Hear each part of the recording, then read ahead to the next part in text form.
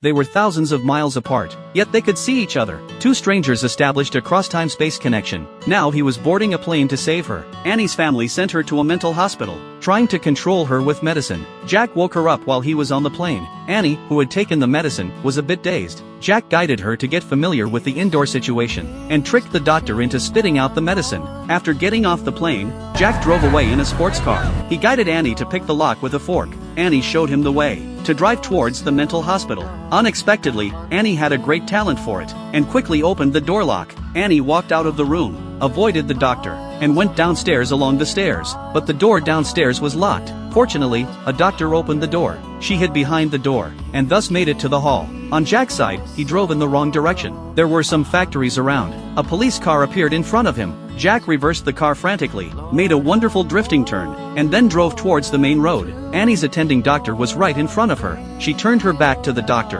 and pretended to comfort the patient. When it was safe, she turned around and left, picking up a black trench coat on the way. Jack drove into a scrapyard. The police followed. He stepped on the gas pedal to the floor, hid in a scrap car and managed to shake off the police. Annie was about to walk out of the hospital, but her family was at the door. She mustered up the courage, and planned to walk straight out, but unfortunately, she was still discovered. Annie punched the person and knocked him to the ground, pushed open the door and walked out of the hospital. At this time, the police found Jack's vehicle. They went up to check, but there was no one in the car. Jack had already escaped. He told Annie to run into the forest. The security guards behind chased after her. She could be caught and taken back to the hospital at any moment. Jack entered the forest, and so did Annie. They ran like crazy. If either one of them was caught, all their efforts would be in vain. Suddenly, the rumbling sound of a train was heard. They changed direction, and ran towards the sound. Finally, Annie saw the railway tracks, but there was no sign of Jack. Jack said he was right there. Could it be that they were not in the same world? The train came, but Jack was still nowhere to be seen. Just then,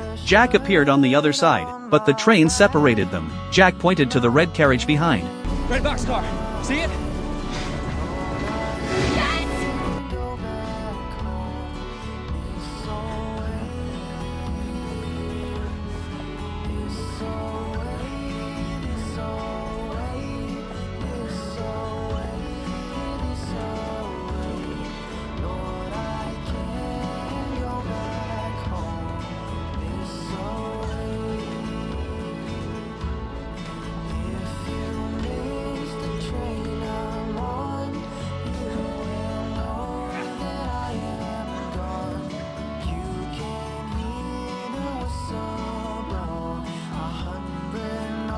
They made it.